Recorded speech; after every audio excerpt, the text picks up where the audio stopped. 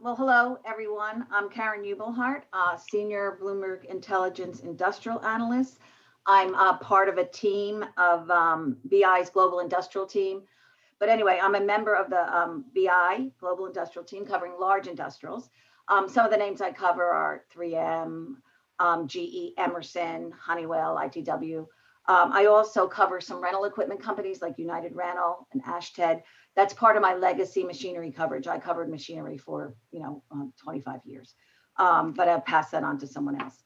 I'm excited to host today's discussion, Industry Transformed, Optimizing to Meet the Challenges of Today. I'm going to do just a brief introduction into the topic, and then I'm going to pass it to Tim, and then we'll start the discussion. The effects of the pandemic during the last 8 months are still being realized, but business leaders have implemented short-term solutions to manage through and ultimately thrive. For the industrial and manufacturing sector specifically, we saw disruptions in supply chain, dramatic contractions in demand, remote operational challenges, the need to configure factories, et cetera. Many companies also implemented financial levers to shore up liquidity. The health and safety of employees and customers have always been front and center, but keeping business lines and operations running to deliver to all stakeholders continues to be paramount. We'd like to spend the next roughly an hour discussing responses and adaptations to both operational, financial processes and metrics as a result of crisis management. Some of these actions were already underway, but were accelerated. Some areas we'll touch on is what weaknesses were exposed as your company has managed through, how does technology play in the strategy. Many industrials are actively employing digital and analytic capabilities. Has that accelerated? How has that changed? How have cash management and capital allocation strategies shifted? So, we actually have a good mix of senior financial people, CFOs, senior finance, and we also have a similar level of chief operating officers. So I will try to cover on a few questions on operational, a few questions on cash management, capital allocation, et cetera. I look forward to hearing from you, the leaders on the front lines. I just observe and analyze. You guys have to do the hard work, and looking forward to seeing how you're prioritizing changes to enhance performance post COVID-19, and what does the future look like? Not just the adaptations as a result of the crisis during, but also what changes will persist after we get through this.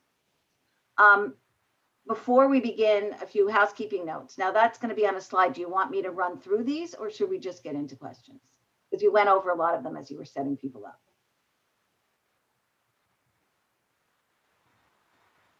Okay. I'll just give you a minute to look at those. I think we went over the raised hand, how to use the chat, etc. And as I said, I'll call on people when I see your name your hand go up or a comment in the chat. So we want the discussion to be conversational. At any time you'd like to chime in, I said use the raise hand feature. If you are not speaking, make sure to stay muted, and don't forget to unmute if you get called on. It's an interactive event, and we welcome you to network with your peers. You can use a chat feature with Zoom, but you can write to me there, but also in the drop down, for those of you that aren't that familiar, see at the bottom of the chat to everyone, if you hit that drop down, if you just want to talk to one individual, you just want to talk to me, you want to talk to everyone, that's an option. So, just use that drop down and type your message below the everyone. And feel free to exchange contact information. This is, of course, a networking event. So that's it on the housekeeping. Before we get started, I'd like to introduce Timothy Woolley, Vice President and Senior Partner for IBM Global Business Services. He'll say a few words to introduce the discussion today. And as you know, IBM is sponsoring today's virtual roundtable. So with Tim. Yeah, thank you, Karen. And welcome and good morning, everybody. This is really a significant event, and we really appreciate the time commitment that all of you have made to participate this morning. As we start to think and we have thought within IBM about what's happened since March, the last 8 months, it's interesting to look at working capital, liquidity, cash preservation, and the levers that firms have. We've talked to many clients, the levers that firms have used to optimize and sort of protect cash as we move forward. We've looked heavily at supply chain. That's my group in process reengineering within industrial sector. We also looked at finance transformation, and within supply chain planning, source, fabrication, so smarter factories, connected manufacturing, and then the logistics function on the backside are all areas where we've started to look at how we can introduce technology and really optimize what's happening within the field and within the procurement and supply chain activity. I think we'd all agree, and hopefully this will stimulate some discussion as Karen kicks in on questions. If you look at the supply chain activities that have happened, demand sensing has been disrupted, source of supply, especially if you have a global supply chain network, that's been disrupted and compromised. Now, as we move forward, it's probably got us thinking in different ways of how we can maximize supply chain optimization. On the financial side, I know we have some great CFOs participating here, and we're actually doing some work with some of you on the phone. How do we look at receivables as payables, DSO, DPO? How do we look at inventory management and optimization? Not only production, but also aftermarket, service after sale. I know many of you are in the heavy industries within industrial, whether it be automotive, heavy truck, some of the other sectors within our industries. But that's obviously a big lever for us too, to start to look at and investigate, is how do we optimize cash, right? And how do you protect it? Some of the OpEx versus CapEx discussions, I'm sure many of you have had. Looking at ROI earlier in the cycles, how do we collectively get benefit and accelerated benefit around digital transformation or any of the endeavors that we would cycle through? I'll say one more thing before I kick it back to Karen. Indirect procurement is an area that we've seen a lot of traction around. So BPO, different commodity areas. Within IBM, we manage a ton of activity for outside clients as well as our own. And the ability to aggregate, to optimize is really something very critical. It's sort of low-hanging fruit if you think about it, because it is fairly benign to your production environment on the indirect side. So we again have some deep thought leadership on that. So I won't belabor the points here anymore. I think we're going to have some great dialogue this morning, and thank you again. And Karen, I will turn it back over to you. Okay, I'm going to just start with an open-ended question to get things going. As industrial companies, you're all used to managing through economic and demand cycles, and everybody has their hunker down playbooks for such times. What were the unique challenges and pitfalls in the unprecedented COVID lockdowns? And how did these traditional contingency plans have to be adapted? Frankly, I was incredibly surprised at how fast companies responded. The response to raising liquidity, the operational responses, and we'll get into later, but I'm not used to having companies that have a crash and burn demand environment that actually are able to exceed expectations like right out of the gate. We're now in our third quarter. Every company I cover has beat on sales, has beat on margins. Of course, there's those that miss, but I would say, given the magnitude of the demand collapse, the ability to manage through this cycle has really surprised me. I've been through, as you can see, by my age, a lot of cycles. And usually the first quarter or two, a lot of companies trip up, things work out as you get further along. This has been a really, unusual response and results from what I've observed over the time. And I'm really interested to see what on the margin was implemented to result in what I think is impressive performances in many cases. I had Parker Hannifin that reported this morning. I'll get on that call after this, and they're just another company that blew it away, So let's get into the first question. What were the unique pitfalls and challenges in this downturn? And how did your traditional contingency plans, or playbook, which you all have to be adapted? And anybody can raise. Okay, so I'll do Jonathan Collins. You want to get started? Just unmute. Sure, Karen. Thank you for having me. Yeah, I think what was very unique for us about this downturn is the breadth of how it affected all of the constituents in our business. So not only did we have to think about the operating and financial concerns, but we really had to think about protecting employees, how we could help support our communities during this downturn, and that added some dimensions that were pretty unique. In Dana's case, obviously, everyone on the phone, I'm sure, experienced having to protect our employees. We had to change the way we operated relative to social distancing, providing PPE. But in addition to that, we also had to think about our local communities. So we saw something very interesting. A lot of employees came forward with an interest to help and provide protective equipment and share ideas for our local hospitals. We did a lot of work around providing patient enclosures, shields for hospitals, face shields, and that created some additional complexities. And then in addition to that, probably the things that were in the playbook before is how we plan for a drop off in demand, bringing down our operations, making sure that we protected our customers, being prepared to come back up in an environment where we weren't quite sure how long it was going to last. But it was a combination of all of those factors that made this situation or the pandemic unique to a lot of the normal planning we would do.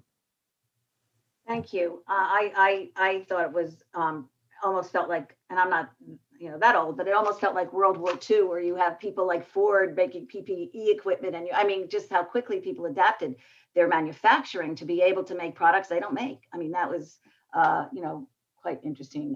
The next, Tracy, do you want to comment? Thank you, Karen. Thank you for having me, and to Tim and IBM for the sponsorship. Certainly, we brought together a COVID task force that was cross-functional right away. And I think that's something that's typically out of the playbook. But the synergies that were required to support our customers, we offered payment deferrals if they called in. For our dealers, our financial services, we have a bank, helped our dealers access PPP. And we also offered payment deferrals. And our dealers also made sure that we were supporting our customers in new ways. And some of these are here to stay. Things like contactless service appointments, or more reliance on online shopping and being able to finance the vehicle just from your iPad.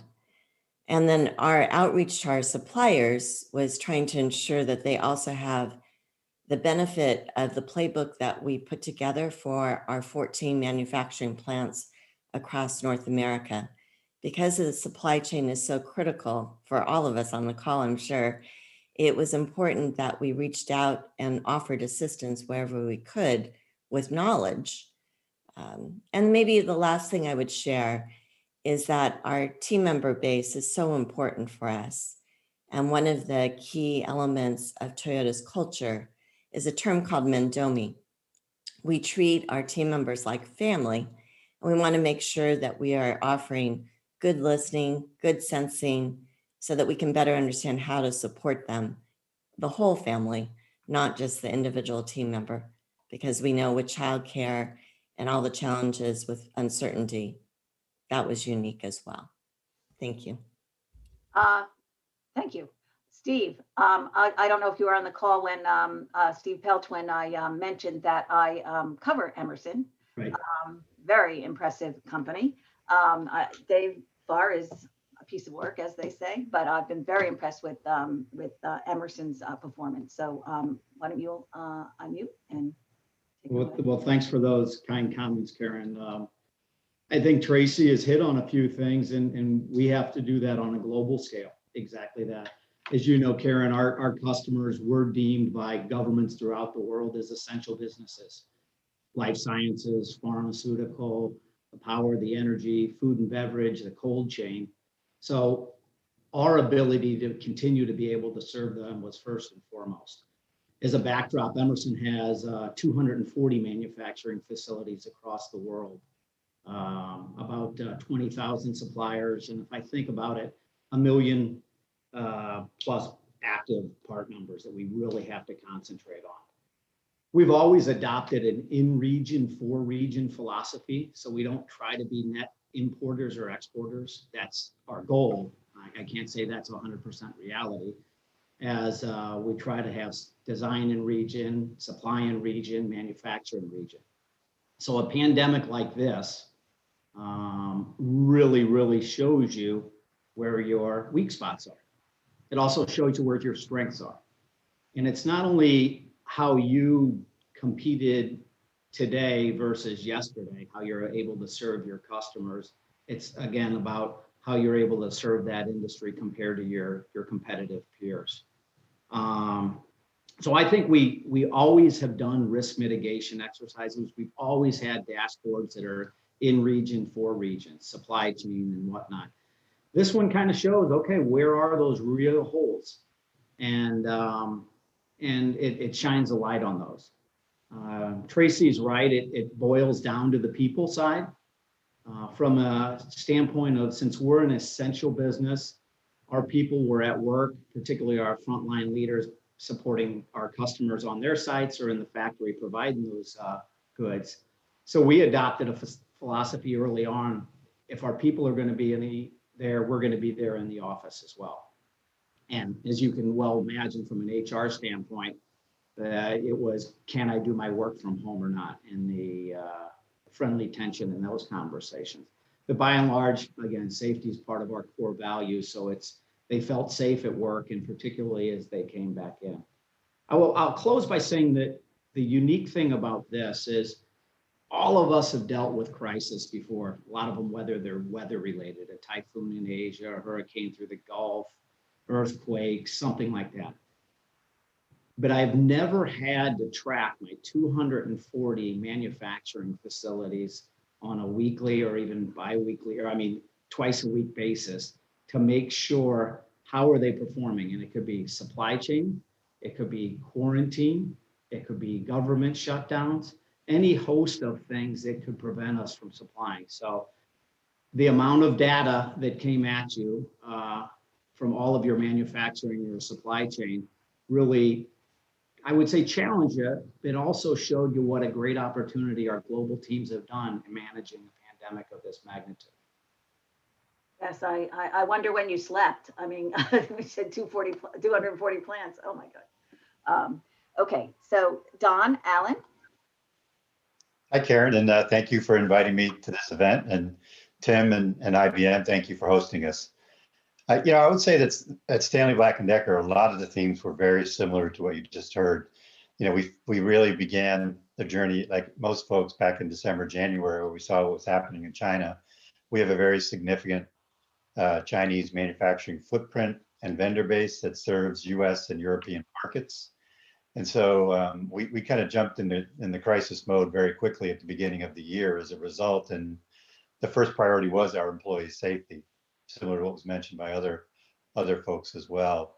The second one was, how do we prepare for circumstances and scenario planning where liquidity could be a challenge, significant revenue declines could occur, et cetera. And then how do we serve our customers, whatever may happen over the coming, 9, 12 months, whatever time frame you'd like to pick. And then the next area was really, the last area was how do we help our communities through this as well? Because we're all tied to our communities, and to ensure that we do that as part of this journey. And I would have to say that we've done a lot of scenario planning, a lot of contingency planning over the years at Stanley Black & Decker that prepared us for this circumstance. But the reality is there was nothing that really could completely prepare you for this, because you were dealing with all the different things that we've talked about. You had to send your office workers home, in our case, where we sent them home in mid-March.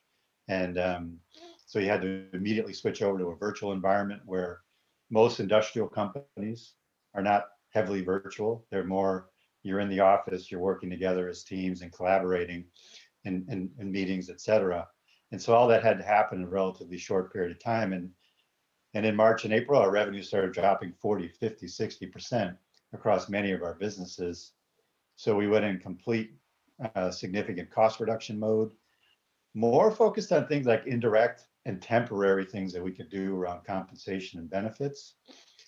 And then we had to snap back 2 months later as we saw in our construction tool business, which is 75% of our company, where large customers like Home Depot and Lowe's and other major players outside of the United States as well started seeing massive demand increases because people were at home and they were looking to do projects and other things, work in the yard when the weather got better. And so we went from a period where our revenue was declining for 6 weeks by 60% to the subsequent 6 to 8 weeks where the revenue was starting to spring back. And by June and July, our revenue was growing year over year, 20, 30, 40%. So the supply chain had to go through a massive flux as a result of that. And very similar to what Steve said, we were having daily pulsings with our global operations plants, DCs, our vendor base, kind of initially monitoring liquidities with suppliers, then flexing to how can they handle the higher capacity as we went through that kind of snapback impact. So I can't say we've ever experienced anything like this for sure. I do think a lot of the contingency planning we've done in various other recessions and other periods of time helped build muscle to be able to react very quickly. But this is clearly something, as all of you went through, but very unique, that you had to pull on experiences that you had, and then you had to actually create new knowledge and experience as well. Yeah, the home improvement, and I also cover HVAC companies, the Resi HVAC, the snapback in both of those was such a surprise. And again, companies generally handled it really well. I mean, the Resi HVAC business is up 30, 45% in North America, of course, Right. off of terrible, but it was so sudden, so quick, and really, really challenging to respond, I can imagine. Yeah, and very unexpected. I mean, I think we thought things would come back, obviously, but not that quickly. Yep. Now I have to just give you one more point. I don't know if you've read Lessons from the Titan by Scott Davis, but it is 3 senior industrial analysts that have a long experience. Scott Davis is very well known in the industrial space, and they had, I think it's 7 or 8 companies that they've highlighted and done deep dives on. And sort of the highlighted things that made them excel. And in the case of the biggest chapter, which is actually 2 chapters, it's GE, where things didn't go so well. But anyway, it's for people that are manufacturing types. I mean, I read it, I found it really interesting. And Stanley Works is one of the ones he highlights. So if people don't know that book, and given the business that you're in, you all might find it interesting. And I'm not getting paid for that. I just thought of, because Stanley Works is highlighted in it. So Thank you, and Karen. they go back pretty far historically too. So Yeah. 200 years. it's good. Okay, so wait, I gotta go down. Okay.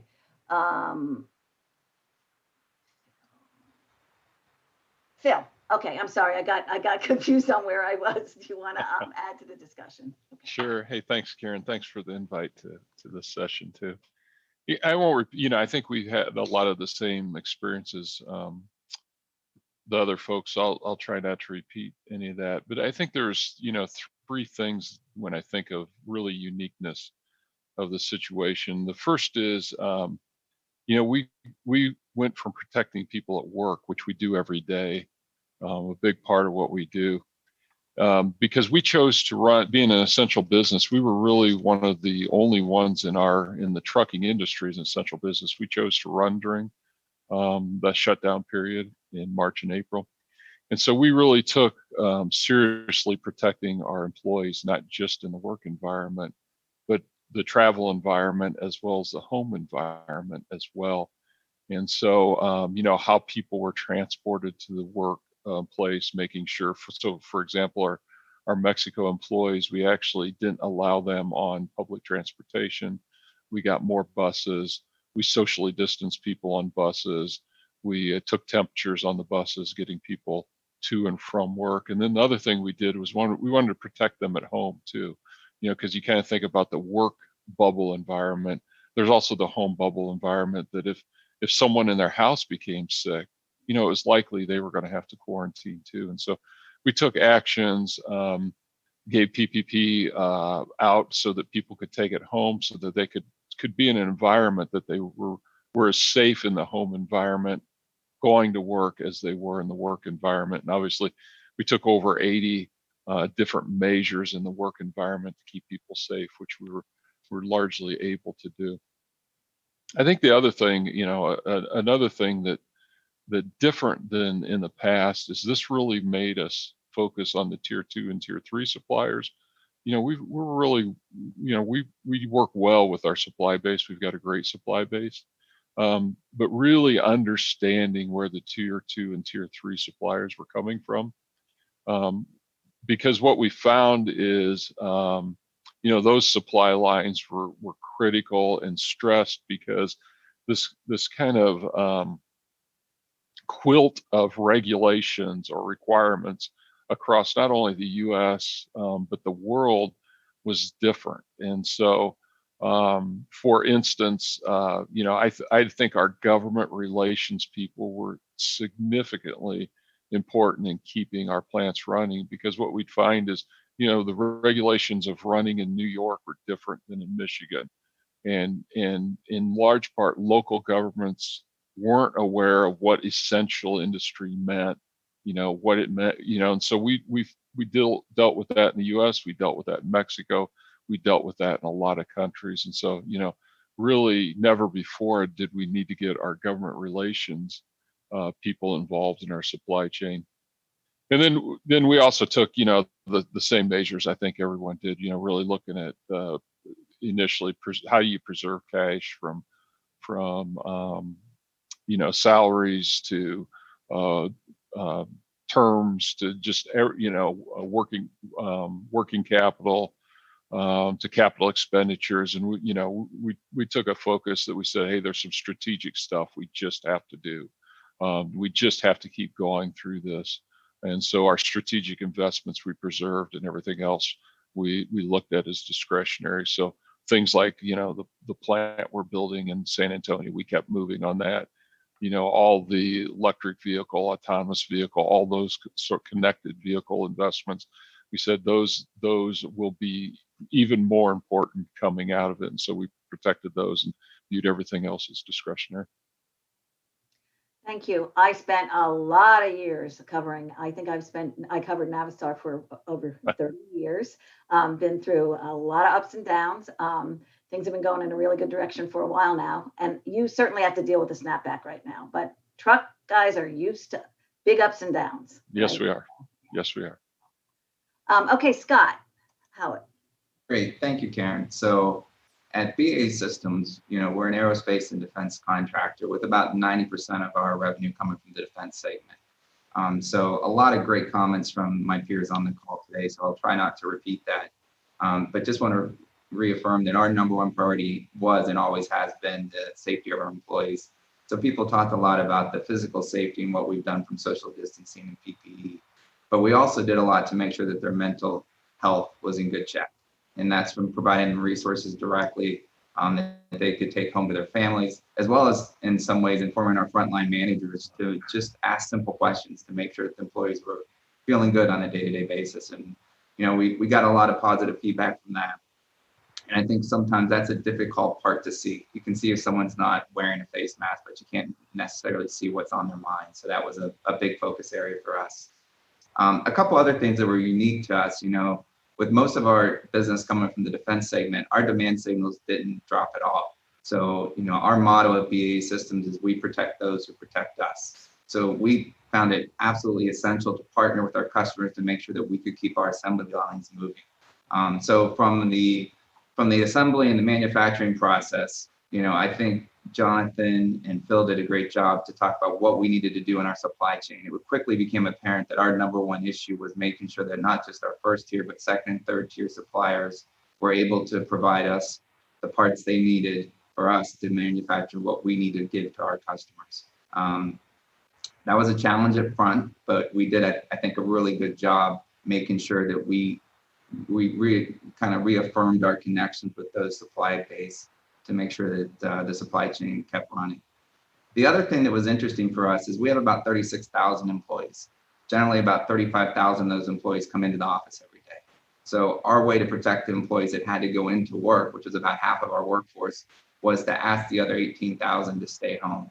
So overnight, we went from having 1,000 people on at-home networks to 18,000. And it created some initial challenges on the IT front to make sure that the infrastructure could support that. Our IT organization did a wonderful job making sure that everybody could access the work they needed and do it in a secure fashion. The other thing, and you've got to look for the bright spots in pandemics like coronavirus and other things. And the one thing it really did is it really brought our generations together. We had kind of a diverse set of employees where the younger generation was very comfortable working remotely and collaborating remotely. Some of the older generation necessarily wasn't, right? So nothing like a good crisis to bring that together. And I think, myself and some of the older generation, we really learned a lot, and we really shifted the technology as well as the mindset of our generational gap to be able to work together collaboratively. That's so true. I am so grateful for every young person I have that worked for me, because they certainly helped me manage through all of this, and as did Bloomberg. They did a great job as well. Okay, last on this topic, Rob Atkinson. Yeah, thanks very much, Karen. I think what was truly unique about this was that things were moving so fast. And countries were at such a different point that you were almost having to predict how things were going to eventuate, before they actually happened. And certainly at Newmont, that was foremost in our mind. And the key thing, is a number of my panel colleagues have spoken about, is making sure that the safety and the health of our people, our contractors, our towns, was first and foremost. Because if we didn't have that foundation, we certainly weren't coming from a position of strength at all.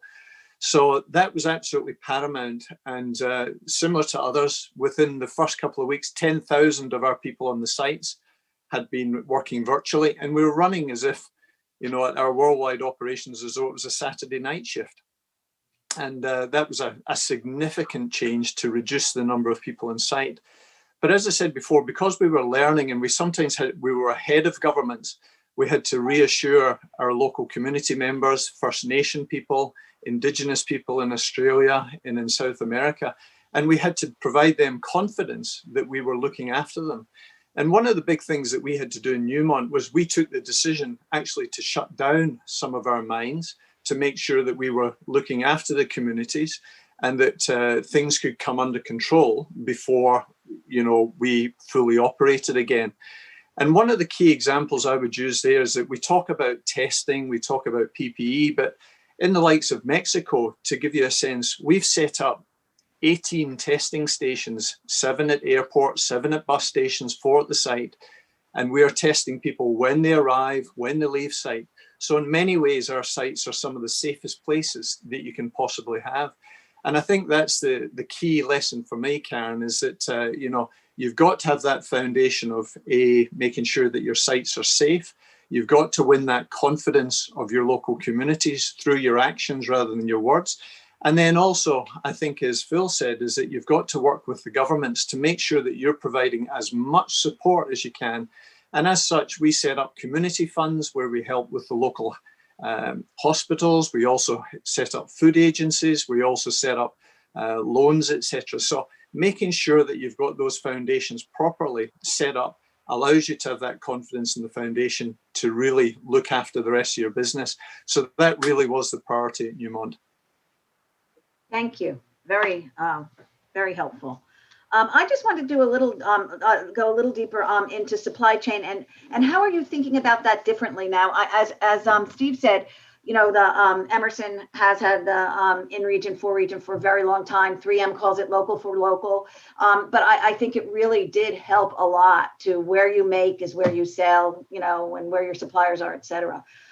How do you balance along, the local for local short chain supply chain versus, your global, global supply chain, and how are you adapting that as a result of this? I mean, I know there were some supply chain issues across the board, but how are you thinking that strategy of balancing local for local and some of the longer supply chains? So just how the thinking has altered around that would be useful. So let's start. Rob, you're Scott, I guess. Go ahead. Sure. Thank you, Karen. So a lot of our supply chain is based in the U.S. So it's not moving from offshore back to onshore.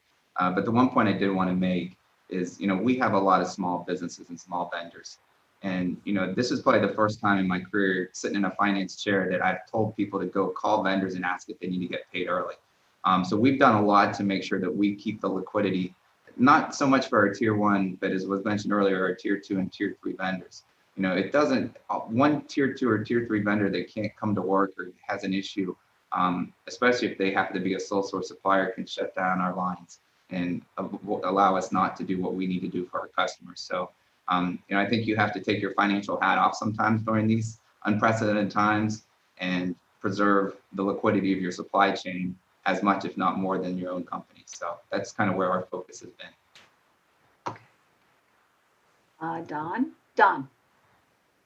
Yes, so as I briefly mentioned, when I answered the other question, a large part of our supply chain is still based in Asia. And about 5 years ago, we had made a decision that we were going to begin to migrate manufacturing and the vendor supply base to be closer to the region that we're serving the customer. And we've been working on that over that time frame, but we still have a significant amount that's outside the region that we're serving those customers.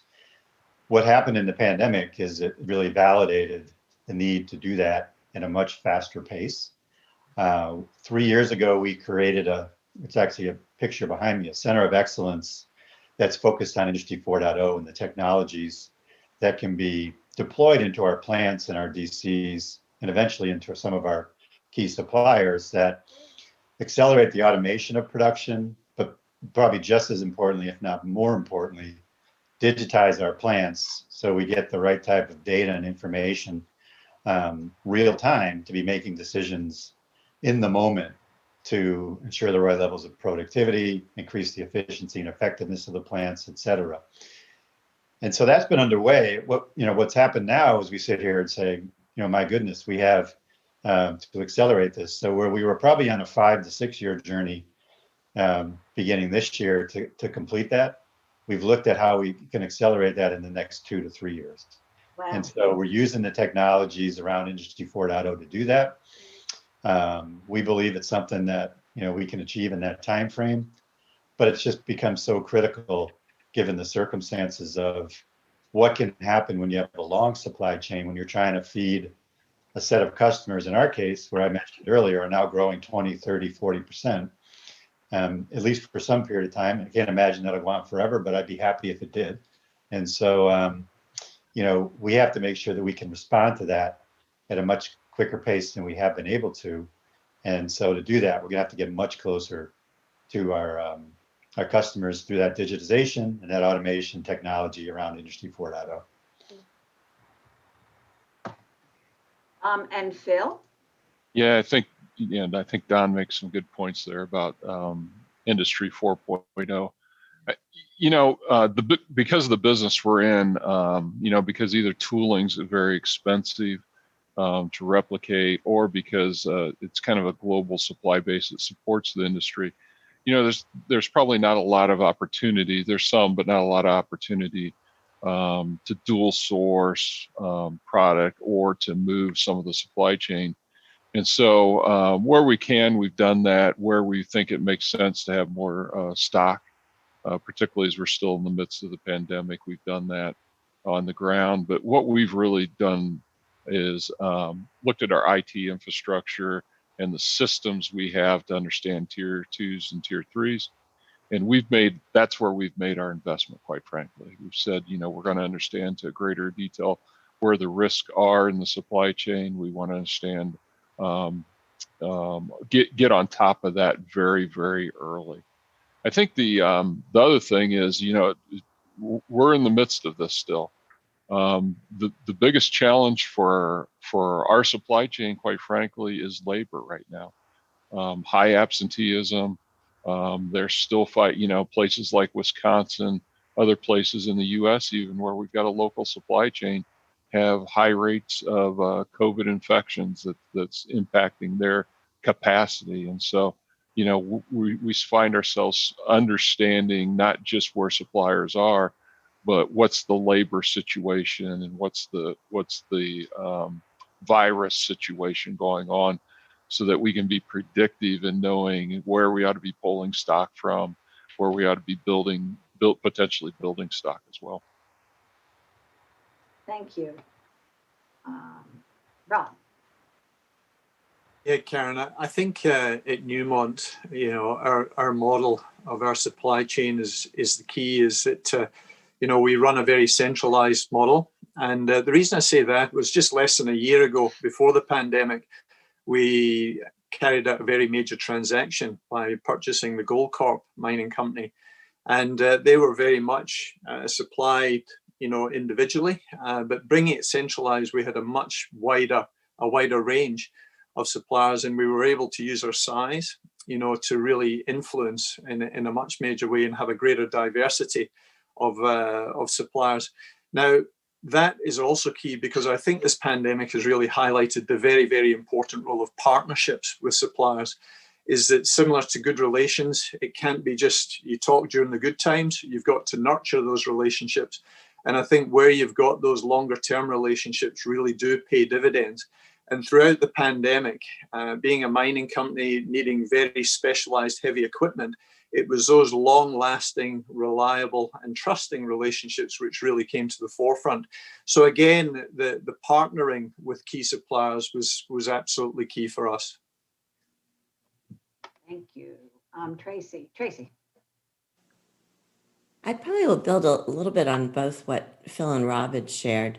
From a supplier perspective, absenteeism is something that we're watching carefully, and it's not only related to COVID. I'll underscore as well the challenge with virtual learning. So childcare support, it's not just babysitting, right? All the families that have young children are trying to figure out how they can help ensure that they've got great education at the same time. Toyota has made investments to support our philanthropy in our communities where we serve, and expanded not only for education connectivity, Wi-Fi, laptops, because we do see that as a need that is going to be for a while, as something to address. From a relationship that Rob was talking about with our suppliers, we really have a belief that we want to make sure our suppliers are successful, and our design team, our R&D team, works closely with our suppliers as well as our manufacturing plants to better understand how we can optimize their operations, and in this particular case, better that those relationships that are well embedded, that trust was already there, which helps because the relationships are enduring, and that makes it easier to have the transparency if one of them is more challenged than another. Karen, you'd asked the question about how are we thinking about our investments here. We've already made a pledge within North America. We have $28 billion in direct investment in the US, and we had a 5-year period that we had planned to make an investment of $13 billion. We actually met that a year earlier. So similar to the conversation of having strategic focus on the areas that are considered long-term, the pandemic, while it has been disruptive during the 7 weeks where we shut down our plants, we knew that that was going to be an isolated period of time. So we kept making those investments. That could be expansion in our San Antonio plant for trucks, Indiana for SUVs and our new Sienna van, Alabama, we've got a joint venture with Mazda, and in West Virginia, expansion for our hybrid transaxle. So really staying focused for the midterm and not taking our eye off the ball. And then from a sourcing perspective, 95% of our steel was already sourced and produced in North America, primarily in the US. So I don't think we're making major shifts there, but the level of communication with all our supplier base is expanded for sure in more depth. Thank We'll you. continue. Steve. One final comment, and building on some of the same themes that were already, historically, cost and quality were a given. All of our suppliers are going to be cost competitive, and they're going to deliver the quality we need. The aspect of this pandemic also brought out speed and reliability. So it's balancing their ability whether logistics lanes were shut down or government restrictions or preservation of assets. So I think the speed and reliability aspect really came to the forefront just because it was a good supplier in a good region at great quality and good cost. If you can't get it, be it all the reasons that were highlighted because of their labor, because of other restrictions, I think that came to a forefront.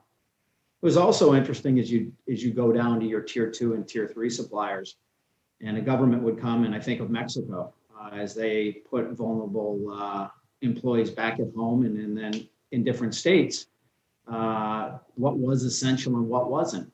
Not knowing that that supplier produced a part that went into whether it's ventilators or mask production.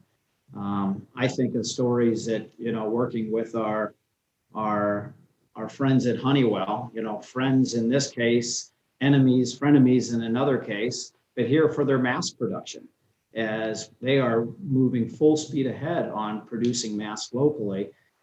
We are fortunate to do some of the material bonding. But I remember having discussions with the Mexican government on we need these parts to support, and you have to walk them through with a lot of handholding and a lot of intervention to allow that piece of the supply chain, ultimately very successful, but and essential to make sure that that gets accomplished. So again, I think companies work together. Again, I say frenemies, we'll compete, as you know, Karen, on the process side diligently, but you really expanded your networks, whether it was the government relationships or your own manufacturing or C-suite, to make sure that we all accomplished a common goal around keeping these essential businesses or the supply chains open. So it was nice. You rolled out the, I'd say Rolodex, that would date me, but your time to make sure that you're supporting people regardless. So it was heartwarming, and I also know that our employees in a challenging situation were looking for goodness in how they were creating to the greater purpose. So that was nice, and we elevated and communicated those as well. This is actually really helpful to me. I did spend time talking with Pete Lilly, who's your investor relations person, early on, with how you the task at hand to get so many businesses deemed essential, and this actually gave me a lot more depth. So I do appreciate that. And the last person on this topic is Jonathan Collins. Sure, lots of great points have been made. One of the themes I picked up on with everyone, and we realized, is communication was critical. We can't support and help what we don't know about. So for us, what we really focused on is how we could leverage new technology to augment and improve that process. So, one example was increasing the functionality in digital supplier portals. We needed access to more information at a pretty broad scale. That was important. And then modes of communication. Obviously, we're all using Zoom right now, but we've leveraged some new technology internally and externally in augmented reality. So that's been incredibly helpful for our technical and for our production folks. Oftentimes, when we run into a problem with a supplier or with one of our plants, the first thing we do is put someone on a plane to get down there and get eyes on it physically. Well, obviously, many of us haven't been on planes a lot lately, but augmented reality has been a great technology where people can see and feel and touch some of the challenges virtually that we would be able to address in person. So I think picking up on some of those key technologies and ramping up quickly on those has been a real accelerator for us in making sure that we can operate in a very different environment. Okay, I'm going to go into now cash preservation strategies and capital allocation. This has been a great discussion, and the time is getting away. So I'm going to try to combine two things. First is, what shifts have you made in your cash management practices, and particularly for the CFOs, if you can get pretty, can get granular around, the working capital side, the channel management side. You talked about, I was originally thinking the concern more being about getting paid, not paying people early. That kind of I found interesting. And what new optimization tools might you be using or implementing to help you with the whole cash management side? And of course, we talked about the supply side, but also the other end of that, the channel management on the other end. And then any meaningful changes to your capital allocation processes or priorities. I know at first it was, cut, trim capital spending, work on working capital, liquidity, raise cash if you needed to. I saw companies raising cash when they didn't need to. I mean, Honeywell had 10 billion on the balance sheet. They raised 5 billion more just in case money. But that seems to have stabilized, and a lot of companies are probably sitting with excess cash at this point. But if we could just get through some, make it just working capital and cash preservation strategies that you've implemented, any new tools you're using, and how priorities and processes have changed in your capital allocation. So, Jonathan? Jonathan? Yep, sure. Just a couple of things. I mean, it's some of this has been touched on, but we shifted our financial priorities in the near term to focus heavily on conserving cash and maximizing liquidity, as you mentioned. Cash conservation for us was a couple of key things. We didn't know how long the downturn was going to last initially. No one did. Fortunately, it's come back up very quickly in many of our end markets. But at the time, we really had to focus on inventory levels and bringing those down. A lot of cash can be tied up in inventory. So from a working capital standpoint, analytic tools around understanding where we needed to begin to bleed off inventory in operations that continued to run at lower levels was of critical importance. We took on additional liquidity that wasn't necessarily needed at the time, but we weren't sure how long it was going to last. And then in terms of capital allocation, I think for us, and it's been touched on, a couple of members mentioned this, we really made a decision early on that we were not going to starve the things that we're going to help provide for our future. So those key strategic initiatives for us, much of that's around the electrification of the powertrain. We continue to ensure that with all the austerity measures that we took, on salaries around the world, with pulling back on CapEx, the development of our products and processes to bring that technology to market is one thing that we ensured that we were going to preserve. So that's generally how we thought about it and some of the key trade-offs that we made. Thank you. Don? Don?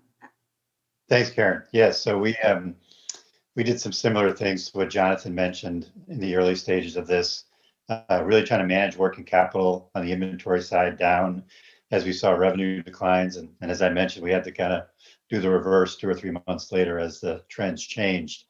The other thing that we were doing was looking at our receivable portfolio in another layer of depth and analysis of really trying to understand at that stage, where were the risks and the hotspots with certain customers, and could we have collection issues if this downturn lasted for extended period of time? And most companies and ours as well, you have kind of day-to-day analysis and reviews of that on an ongoing basis. We brought that to a senior level of the organization, including myself and the CEO and a few other key leaders, to really understand the dynamics and what customers we should be watching and interacting with, and really trying to understand where those hot risks were, so to speak. And the same thing on the supplier side, we went through which ones could have liquidity challenges. We already had a list of about 20 key suppliers that we had always been kind of close to high levels of volume, and making sure they would get through this downturn okay in a reasonable way. And how would we manage through that dynamic? Did we have a second or a third alternative to them? And if not, how would we manage those circumstances as well? Again, that brought to the senior level of the company. And so we went through that for maybe 2 or 3 months, and then things started shifting as I described. We also took on some liquidity, almost close to $1 billion of additional liquidity at that stage, just in case this really continued to be very challenging over a longer period of time. Sitting here today, it doesn't feel like we needed it, but I'm glad we did it in the moment. And then capital allocation, very similar to what Jonathan said, we were focused on where are the investments that we need to continue to make, because innovation, like every company, is a critical area for your success going forward, no matter what's happening in the market. So you have to continue to invest in the innovation of your projects or products. And so we did that. the changes that we needed to make in our supply chain to get closer to our customer. We wanted to continue to make those investments, which include Industry 4.0. So we didn't really cut anything in those areas. And then everything else was kind of under a re-review and a reevaluation as to, whether we would do it or we would postpone it for a period of time. Rob? Yeah, thanks, Karen. One of the unique things about being in gold mining at the moment is that the price of gold has actually gone up very, very significantly. So certainly it's been a silver lining for us as a result. But one of the key things that we've done as a company is to be very, very disciplined around managing our business around a $1,200 gold price, whereas the actual gold price is around about the $1,900. So we're certainly not getting carried away by the gold price at all. And the key thing for us in terms of our capital allocation is just to make sure that we are delivering leading returns to our shareholders. And whilst we're going through this, good price, we've certainly been able to return a significant amount of value to our shareholders through dividends or share buybacks. So a very unique situation for us.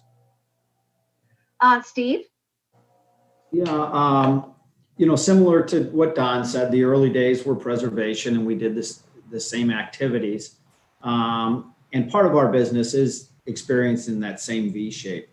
But we adopted a mantra, and we've had it there forever, is never waste a good downturn. So there was actually a acceleration of activities, integration plans, capital plans. And if I had to step back and think about where we really wanted to add capital during this time, it would be around the themes of capacity, get ready for the upturn, be better than you are today, make your footprint look better, make your lines more efficient, automation, and then safety and quality. So we would see an acceleration you never thought about before, having, whether it's inspectors at least 6 feet apart, that has to come into your factory layout. And so use of automation, cameras, digitization of your factory certainly accelerated during that time frame. But it was, I would say that would be our themes. Very disciplined, as Karen, around our capital allocation, returning 50 to 55% to shareholders through dividend and share repurchase. But then interesting enough, we speak about digital today, one of our first acquisitions out of the gate is an OT supplier to the energy industries, a software provider, allowing them to bring renewables and their customers onto the grid. So I think digitization and automation, be it in our factories, be it between our supply chains or enabling our customers is a common theme of where we're putting priority, whether it's in our plants or the acquisitions we make, or even in the investment portfolios, internal development activities that we have. And I was at the February investor meeting. You guys were already had big structural changes going on with the new strategic plan. So you had a lot of plans in place. Yeah, and again, having the plan in place helped, no doubt about it, because you weren't thinking about what to do. It was then implement at greater speed. Again, as we thought what this pandemic, and we hoped it wasn't going to be as worldwide and it could be contained, a little bit like SARS was back in 2004. I guess that was very wishful thinking, but it did allow us to accelerate those plans, but maintain those priorities, Karen. Thank you. Tracy, we're going to wrap up with Tracy because we're just about out of time. I had, more questions I wanted to ask, but that always happens. So let's wrap up with Tracy, and then we'll do Tim will do a quick closing and we'll sign off. Okay. Thank so you, Tracy? Karen. Well, I'll be brief then. Certainly short-term focus during the 7-week shutdown, but we are fortunate that the demand for our vehicles was strong, so we were able to slowly ramp back up our plants, and cash flow wasn't as much of a focus, although I am emphasizing trying to minimize the fixed cost rebound, because similar to Steve, you don't want to waste a crisis. Prioritization of investments that support safety, quality, our future growth. So beyond our core automotive portfolio, it's also focused on the future of mobility. And I consider that to be connected services, autonomous, shared services, and electrification. So that'll be our continued focus going forward. Thank you, Karen. Okay, thank you. Tim, do you want to wrap it up? And then Sure, yeah, and I'll finish the way I started, everyone, by thanking you all. This has been incredibly insightful. The free dialogue and the thoughts around balancing. I think one of the points that I took away readily was the balance of innovation and cash preservation, that fine line between the two, and then all the supply chain discussion. We certainly appreciate Karen, the Bloomberg team, for helping us with this event, and thankfully we'll do more of these. So thanks, everybody. Best of luck the rest of the quarter and the year, and thank you again for your time. Okay, just one more key point. We will send you the event highlights article once it is complete. I want to give a special thanks to the sponsor of the event, Tim, IBM, and thank you all for a very a great, solid discussion. And with that, I think we're good. Thank you very much. Thanks, everybody. Thank you so much. Appreciate it. You're welcome. Have a Bye. great day. Bye-bye. Bye now. Bye.